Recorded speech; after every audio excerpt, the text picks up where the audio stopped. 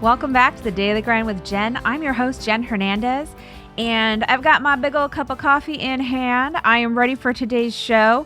So I'm looking forward to today's show.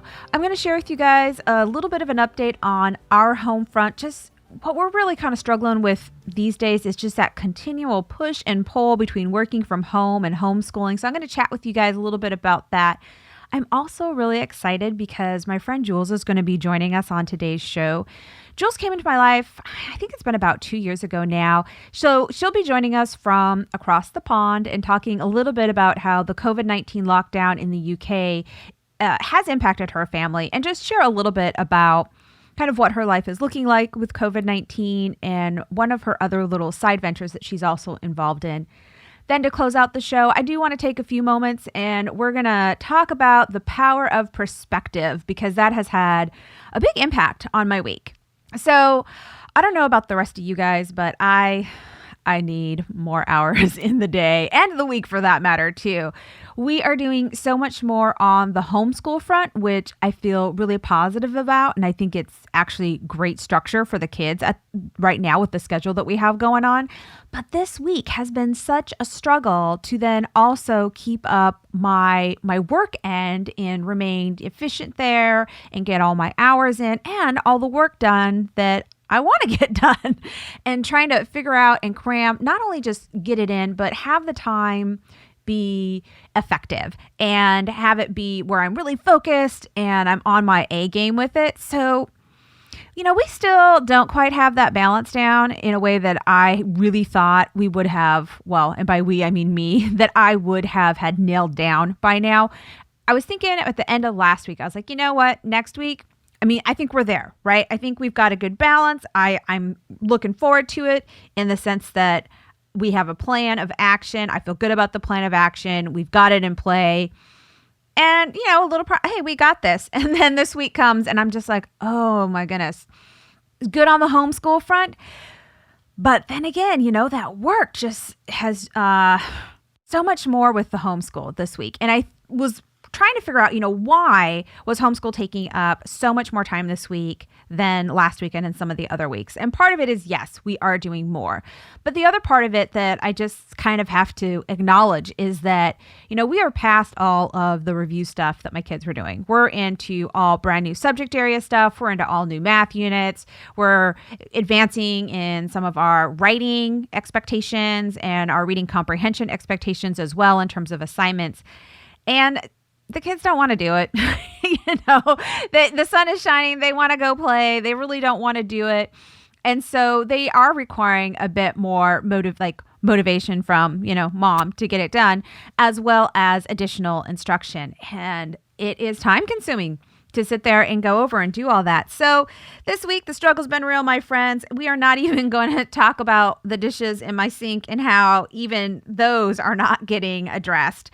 Although I do have hope, because today's Friday, so there's no excuse for it not all to get caught up, so that hopefully Saturday we'll be starting off with a clean sink. But it was like at some point this week, and I'm not even too sure when it happened, but I felt like I hit a wall, and I was just tired. I didn't want to do it anymore. And I just really realized, you know what? Yeah, there's a reason why there's spring break in the school year. I need some time off. So we didn't really particularly observe spring break because we were trying to get used to the homeschool thing. We weren't doing as much as I knew that we were supposed to be doing. So we just kind of continued to pick at it with our own regiment throughout spring break. So I don't think that was necessarily a bad decision, but we are definitely feeling the effects of that decision as well, because I didn't take any time off work during that time period either. And I'm ready for vacation. I am ready for a couple solid days off. And when I mean days off, I don't mean just from work, because work really isn't the issue. The issue is the tension between work and homeschool. And so what I'm looking for is a couple days off from everything. And so in an effort to recapture a better headspace, Mike, I think, had noticed that I was feeling just at a loss and frustrated and a bit shorter fuse than normal. And so he had suggested that I go for a run. So for those of you that don't know, I used to be a runner, and I was never a particularly fast runner, But I loved running. I loved how I felt while I ran, and I loved how I felt after I ran. So not only did it have like great health benefits that I could definitely benefit from right now, because I have put on a little bit of weight since we've been here in lockdown. Not a ton, but enough that I'm like, oh man, these jeans are getting a little snug. A run would probably do my body some good. But also just that fresh air and that recentering when you're running, the clearing of the head. I was like, you know what?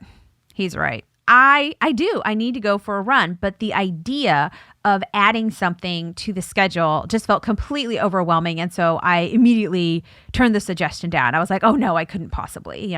There's no way I could do this. I can't, right? Just a very fixed mindset, just unwilling to try and explore and do something that probably would be really beneficial, not only to my physical health, but to my mental health well-being as well. So like I said, I hit the wall this week, my friends, and Mike had left for work on Wednesday.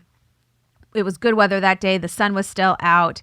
And I looked at the kids and I was like, you know what? We haven't done PE in a day or so because mommy hasn't had time to go sit outside with you guys while you play. So grab your scooters. Mommy's going to change her clothes, grab her sneakers, and we're going out. And the kids were really excited about this. It ended up being the highlight of our like school week, because like I said, my kids' favorite subject, PE, lunch, and recess. So this hit two of the three in that, because they felt like it was PE, but they also kind of felt like it was recess too. So we ended up going for.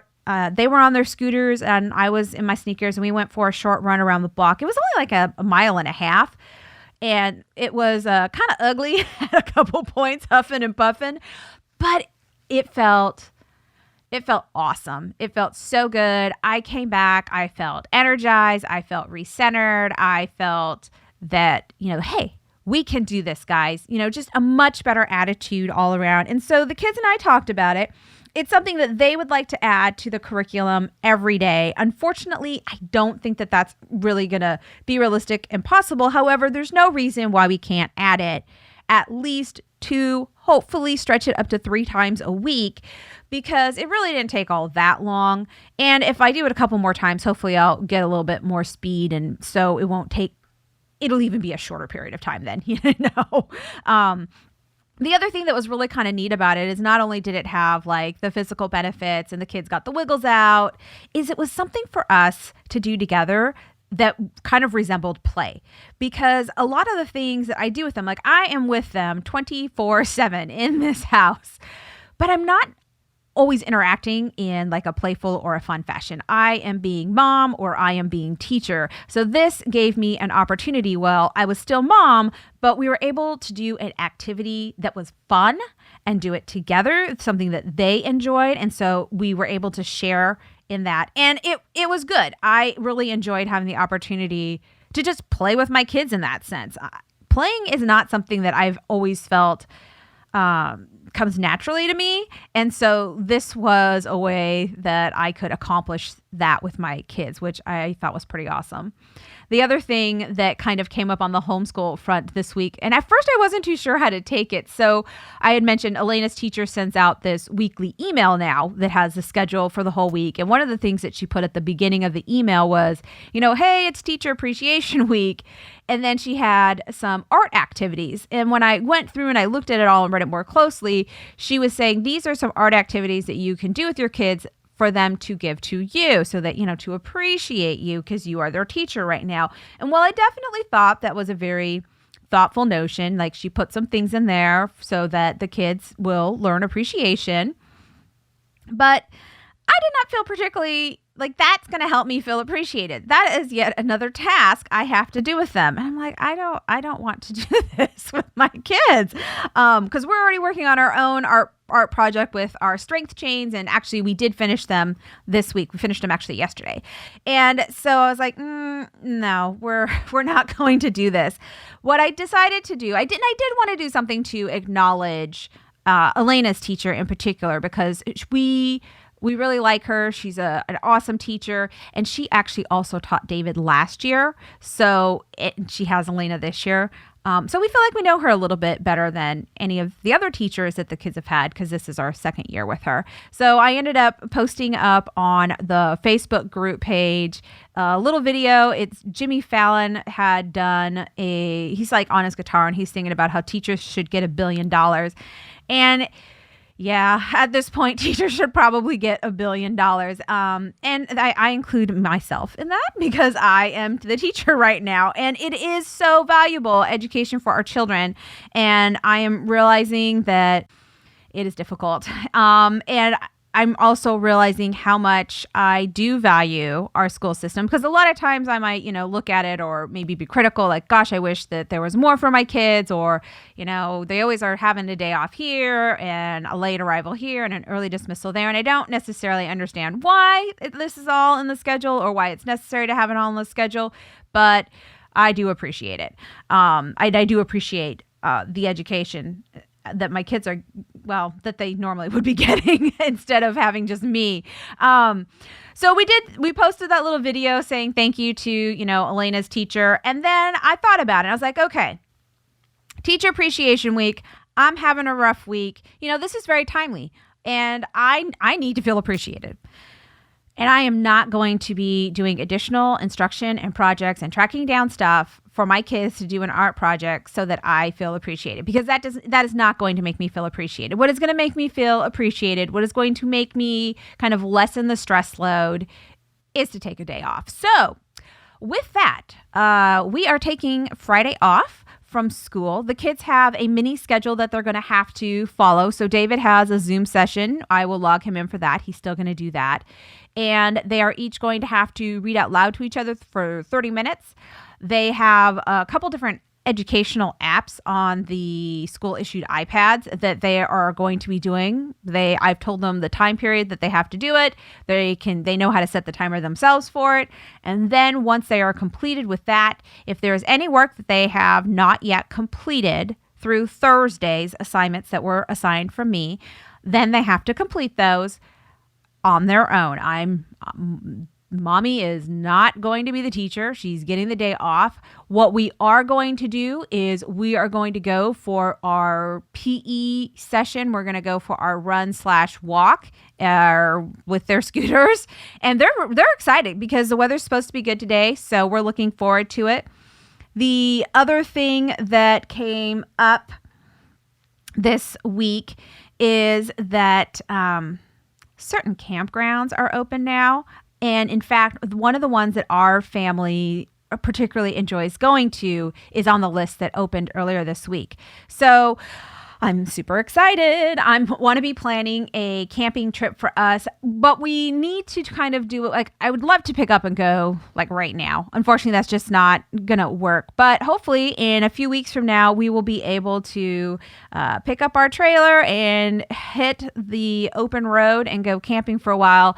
So that week that I was fighting with my printer, so the technical difficulties episode, what was also going on in our household that week is we had to take our trailer into the RV service center to get looked at because somewhere it was leaking water in and we weren't too sure, what was going on with it. So the culprit has been identified. It is getting fixed at the shop as we speak. And as soon as we get that back, we will be able to start planning our trip. So there might be a week where I'm going to totally abandon you guys so I can go into the woods with my family and have some much needed decompress time, which I cannot wait for. I'm so looking forward to.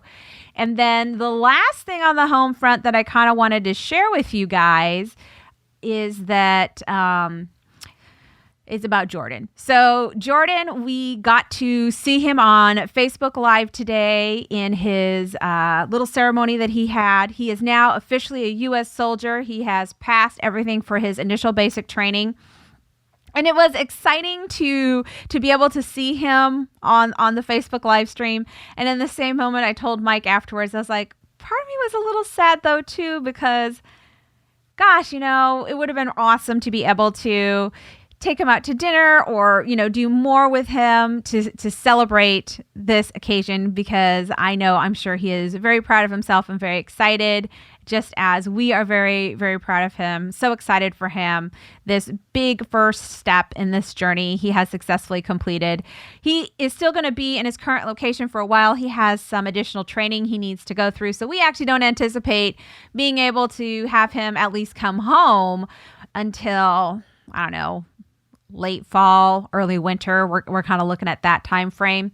I'm hopeful that we will be able to attend his formal graduation that comes up later on in the summer, provided that we're allowed to get on base and visit. That's kind of a to be determined thing. So we're just going to wait and see how it all goes. But coming up here in a few moments, we are going to be joined by my friend Jules, who I mentioned she's in the UK. Jules is one of those unexpected connections that I kind of made in life. Mike ended up befriending her, and so I got the joy of befriending her as well. And so flash forward a couple years, and Jules and her family have solidified a spot on our Christmas card list now for the last couple years. And we primarily are Facebook friends, but what I really love about Jules is how positive she has always come across and how uplifting she has always been, and just kind. She's just always been very kind to our family, and I really appreciate that about her.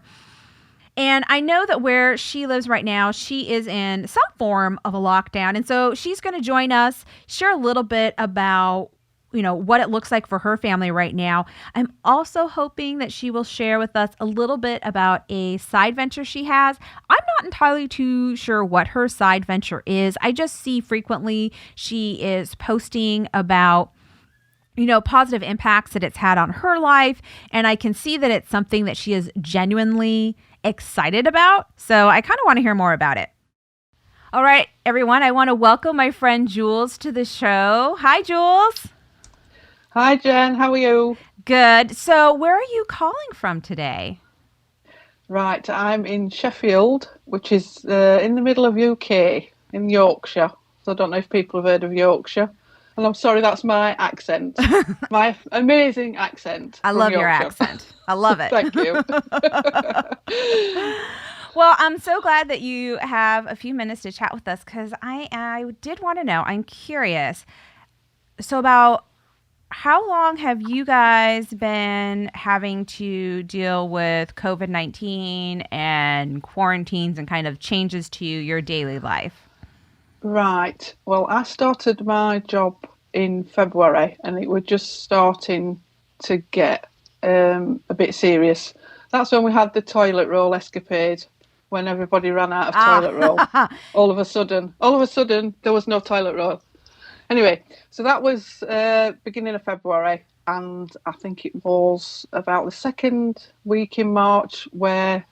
third week in March, where Boris Johnson, the Prime Minister, then said, right, that's it, lockdown.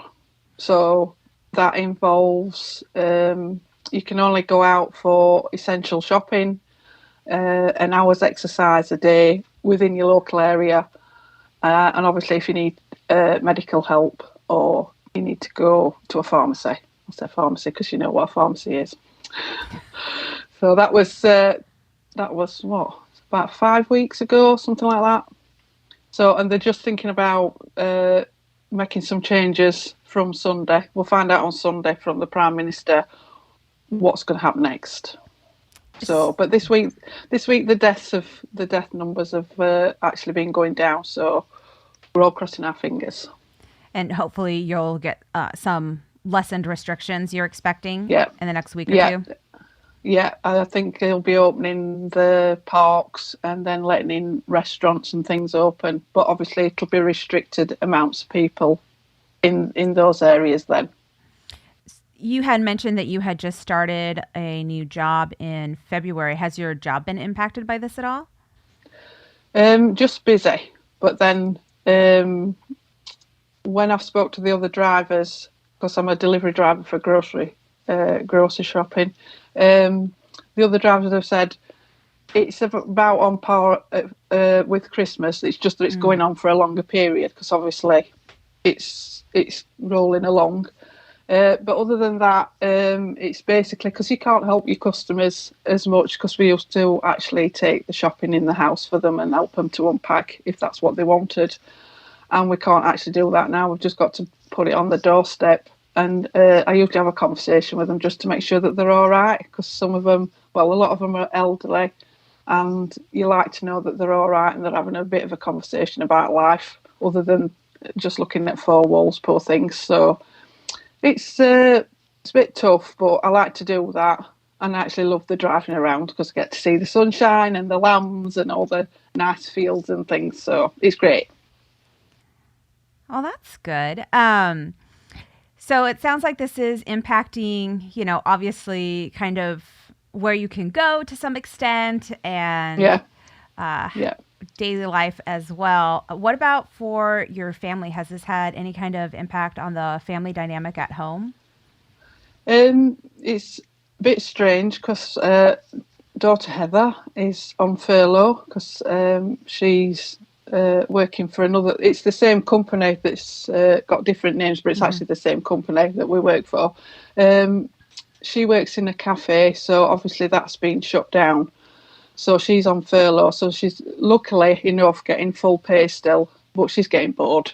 So she's doing a lot of video gaming at the moment. She's took up doing cross stitch, and she's doing really well, because I thought she'd just fling it, because she's not got a lot of patience.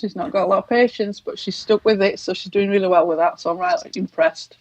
And Steve Hubby is a photographer, so he's basically working on what his next projects are going to be. He's learning to do videos. Cool. So he's deciding what and planning out what he's going to do next. And he does joiners. I don't know if you've heard of those. What's that? Where he makes the whole photograph out of little photographs. So, like, if you've got a church, he'll take a lot of photographs, and then he puts those photographs together to make the picture, which are amazing. Oh, that is so cool! Very creative. That's awesome. A lot of work. I'll get him. I'll get one and put one on my page so you can have a look, Jen. Yeah, do that. I'd love that. But he's really good. He doesn't think he is, but he's really, really good. So he's planning his next project. So he's got something to do. And obviously we've got our dog Mika, who's a complete nutter. She keeps us on our toes, so it's not boring at home. Yeah, sadly, I know about the not boring at home bit. yes, I know you do. So one of the reasons why I was hoping you could join us on the show was not only to showcase your fabulous accent, because I love it. I love it. Thank you. But I feel like I have known you for a while now, even though it's just been through Facebook. But one of the things that I have always really admired about you is how positive you come across. And a lot of times you have some so not everyone knows this, because not everyone is cool enough to be Facebook friends with Jules, but I am. And bless you. And you are always posting very, what I would consider like inspiring and uplifting posts. And a lot of times you attribute them, or you are basically giving thanks or gratefulness or gratitude to teammates and other people that are involved in your side business. And I was wondering if you could just share a little bit about kind of your journey with that company and how it has positively impacted your life. Yeah, sure. Right. I was actually a civil servant for almost 30 years, and the work was getting ridiculously stressful. And then I lost my mum, my previous husband, and my best friend within 18 months of one another. And I just couldn't cope anymore. So basically, I just sent an email to work, which I still can't believe I did, and said I wasn't coming back anymore. And that was it, zilch. So it took me a while to come back, and my friend introduced me to Arbonne, which is my side hustle, as you call it. Fabulous company. It's been going for 40 years. Sells makeup, nutrition, skincare, body care, baby care, hair care, just about everything. But it's all kind chemical free, vegan, and nasty free. Absolutely fabulous. Perfect for me because I don't like any of that. I've been looking for years for this kind of stuff. And my friend introduced me to the company and I thought, oh, this is good. Where's the negative? Like you do, because you're daft, you look for the negative. I wasted 2 months looking at it all thinking, where's the negative? Where's the negative? There is no negative. I've been with them almost 3 years now. No negatives, not a one, which is amazing. It's such a positive company. It's ethical. It's a B corporation, which means that they are working to save the planet. They're working to be good for the planet, not harmful to the planet, which is fabulous. So that's right up my alley too. As I said, the people are amazing. Everybody empowers and uplifts everybody else. That's how it works. If you don't fit into that, then you don't stay in Arbonne very long. And this is why I can do this with Jen today, because I have to do Zoom meetings with my colleagues and I have to do Facebook Lives. And so this is a doddle now. So, and I love being positive and I love to uplift people and I love to help people. And that's the core thing of Arbonne. That's how we work. It's a self-development company disguised as a health and wellness company. That's our saying. So that's why I can do this with Jen today, because I wouldn't have been able to do this 3 years ago. I would have gone, no, I'm not doing it. I'm too scared. I can't do it. So, yes, so that it's an amazing company and I'd love to share it with anybody that's interested. Excellent. So, yeah.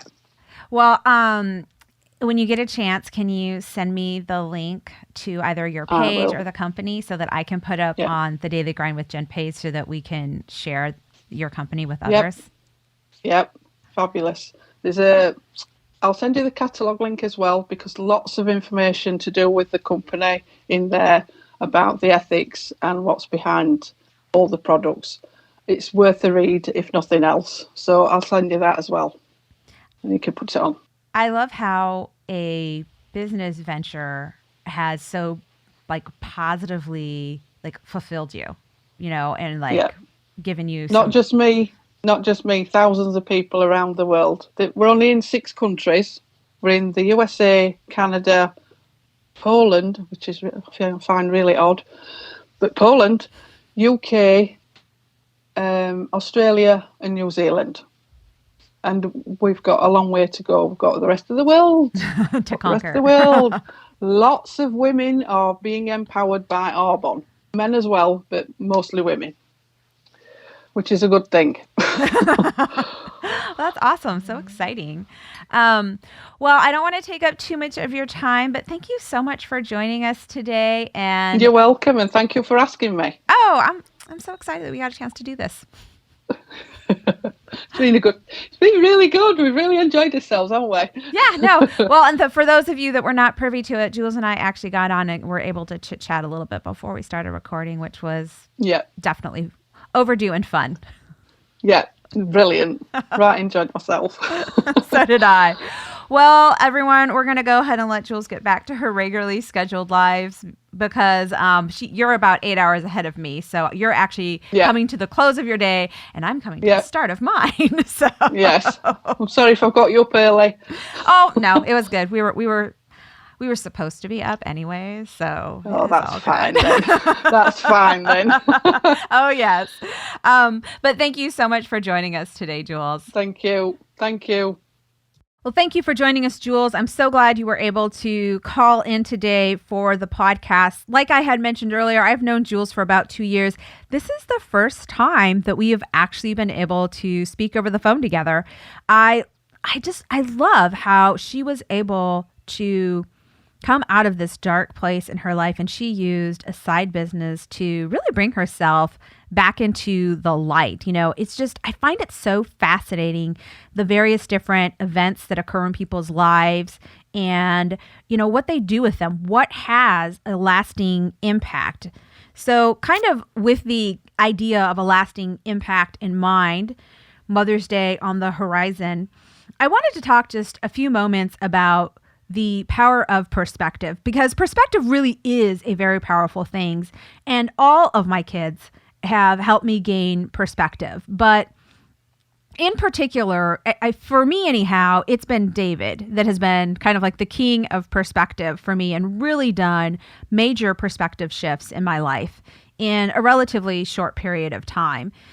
So, for those of you who do not know, David, when he was born, had some struggles at birth. He actually wasn't breathing and he had to be resuscitated at birth. We also had to spend a little bit of time in what they call the special nursery, which is basically like the NICU, before he was able to come home. They were concerned about breathing with him. He had a lot of breathing issues when he was born. He breathes just fine now. He's good.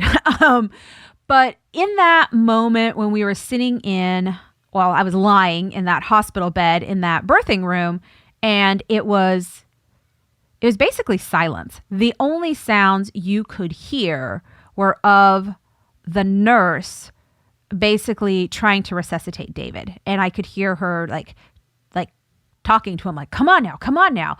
But other than that, I mean, in my mind, like when you're in a birthing room, right, and giving birth, it's going to be loud. You're going to be like, and you're going to hear the kid, crying and making noise. But it was so quiet. And in kind of just like the state I was personally in, it was just like almost like tunnel vision where I almost couldn't even hear the nurse. Like I knew she was there.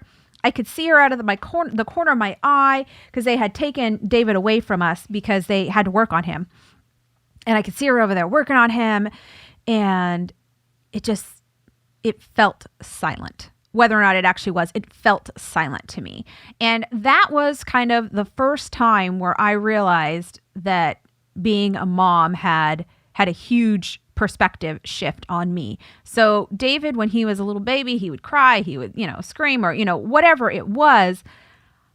For the most part, I was very calm about it. I mean, yeah, there are moments when I'd get frazzled and all of that. I don't want to make it sound like I was this complete Zen master because I wasn't.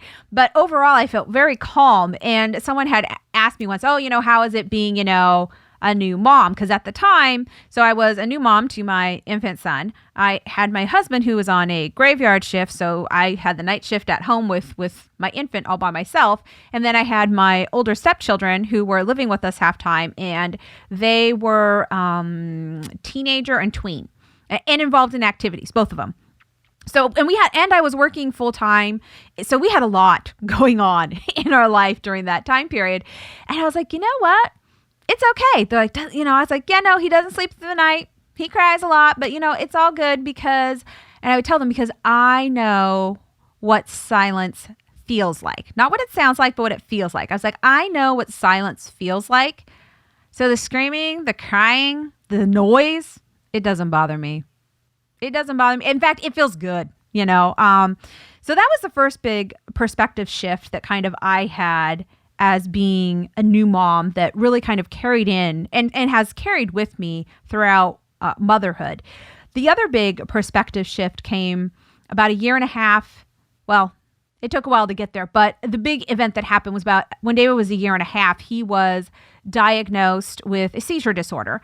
He had seizures multiple times a day, and they would last for quite a while.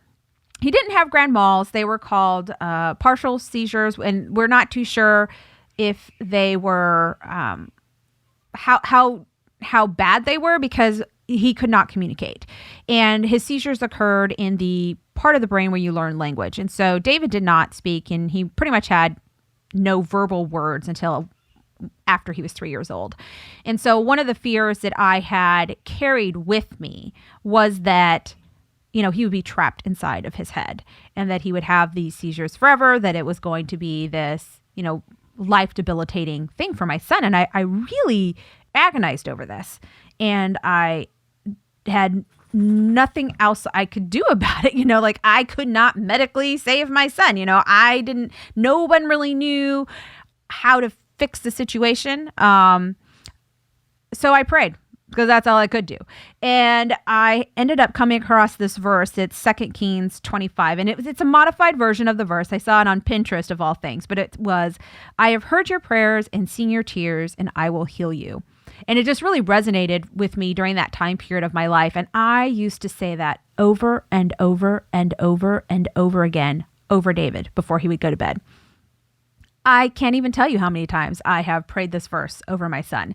It was just ingrained in me as part of my daily life and my daily routine dealing with David, is I would just say this over and over and over again. And it was like this desperate hope, right? This clinging to hope that my son would be healed at some point, or that even God saw our pain, that he saw what my son was going through, that he saw my tears, that he heard me, that he heard my prayers. And the reason I share this all with you is because I'm going through a Bible study. It is called Missing Pieces with Jennifer Rothschild. I have actually done this Bible study one other time before, many years ago.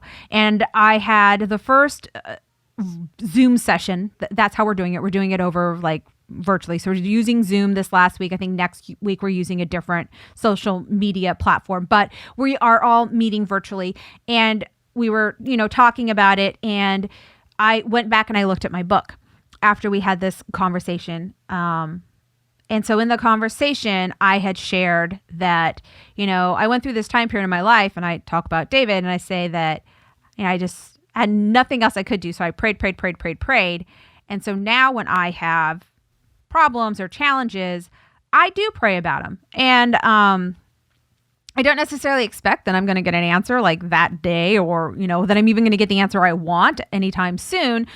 But I do feel that I go to God so much more than I ever used to, because I got into that practice with David, and we were in this time period where he was having these seizures, and we had to, go to see all these specialists, and then we had, he was on medication, and then we'd have to go get it. I mean, there was constant medical treatment he was having to see, and then adding additional therapists on top of therapists that we were having to deal with as well during this time period. And so I was like, it was too much for me to handle. I didn't have a choice. And so when I didn't have a choice, I ended up getting into this practice. And so now I do have this practice where, I do go to God with things more so than I would have previously. And so we have that session. Then I go to my old book from the Bible study to open it up to do redo the book work for the week. And it is all about David. And it is all about God, do you see us? Do you see my son? I don't understand. I don't want him to be trapped in his head. And it is all of these kind of like these mother's cries for her son, right? And I look at that and I was like, yeah, that was real. I remember what that felt like. Flash forward, a handful of years, and here I am doing this Bible study again. And whoa, talk about a game changer. Talk about just answered prayer. I'm looking at it and I'm like, wow, all this stuff that I was praying for and I was desperate for, man, God showed up so big. And I didn't see it at the time because, it was happening, but it wasn't something that we were seeing. But God did heal my son. Like I firmly believe this. And I know that there will be others out there that will look at this and be like, look, yeah, I'm really happy for you and your family, Jen, but it's a science thing or it's a medical thing. And that's fine. Everyone looks at something and they see their own thing. This is why I talk about the power of perspective. But my perspective, when I look at this, the doc had no explanation as for why my son no longer had seizures.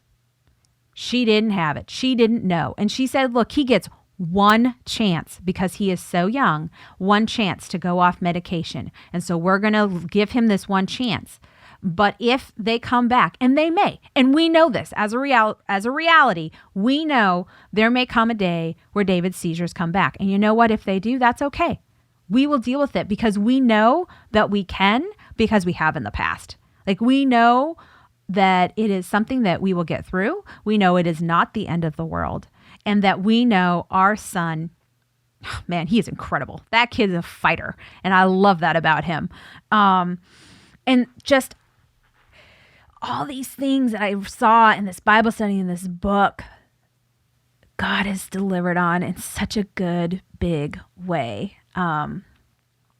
I could go on an entire episode about David, but it boils down to this for me. When I am having a bad day, when I am feeling stressed, I used to do this a lot more. And I finally, when I saw this Bible study, it brought it back to the forefront of my mind. And so I did this week. I was like, you know what?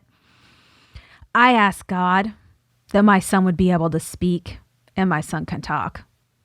Man, that's powerful. I asked God to heal my son from seizures, and my son doesn't have seizures anymore. And not only that, I just asked for, that the seizures would stop. God went a step further, and my son doesn't have to have medication anymore. I mean, we're talking absolute healing here. How can I ask for anything more? Like, there's nothing else I wanted when I got right down to it. And what I really wanted, what really mattered to me, I have. My son couldn't talk. He can talk now. My son had seizures. He doesn't have them anymore. Why am I upset about anything else? Why am I stressing about dirty dishes in the sink? Why am I stressing about the fact that, I'm probably going to have to work a little bit this weekend to get all my hours in, or I'm going to have to put in a leave slip for some hours. I mean, I'm pretty lucky that is the position I'm in, that I have the option of working on the weekend or putting in a leave slip because I have the leave to utilize, So when I kind of just that readjustment of that headspace, it really changed the week that started out, I'm hitting a wall. I just don't want to do it anymore. I feel so blessed. I feel God is so good.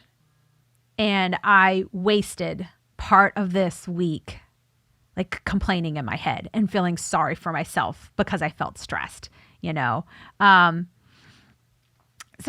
just wanted to share with you guys a little bit, just kind of that perspective and how, I'm not too sure what God's going to do with this time period in our lives, what's going to come out of it for others and for my family. I'm not too sure what's going to come out of it. But what I do know is that he's going to do something with it. He's going to do something with it because that's just how he rolls as far as I'm concerned. And then just to kind of wrap it up, I do want to say a final thank you to my mom. So my mom is awesome. And she has always been incredibly supportive, and she has always been a rock for me. And with Mother's Day coming up, since I have a podcast and I get to publicly thank my mother, I'm going to do that. So Mom, thank you so much for everything you do for me and the kids. We love you. We appreciate you. And yes, you are the world's best mom. If I get to be half the mom that you are, man, my kids are set. And my kids are set no matter what because you're their grandmother. And we are so thankful to have you in our lives. Also, I want to thank my mom because my mom supported the show on Patreon, which of course, of course she did, because she's my mom and she's awesome. So thanks for that as well, Mom. I want to give a special shout out. Thank you to Jules for joining us. And I'm also going to be posting up her links on my Facebook page for anyone that's interested in what her side business that she was sharing about. So check it out. I know I am. I want to check out some of the products that have been so revolutionary changing for her. I want to look at them as well. Also, I want to connect with you guys. So if you want to sit down and have a cup of coffee with me, whether coffee shops are open or we're doing it over Zoom, or you have an idea for the show, or you just want to say hi, shoot me an email at TheDailyGrindwithJen@gmail.com, or you can find us on Twitter at DailyGrindJen. Also, I do want to give a special thank you to my producer, editor, sound engineer, and totally awesome husband, Mike Hernandez, for everything he does, not only for us here at home, but for the podcast as well. I keep him busy, so he's awesome. Don't forget, if you like the show, hit that subscribe button, like us, or, comment on our Facebook page, The Daily Grind with Jen. Thank you all, and hopefully we will see you next week, my friends. Bye.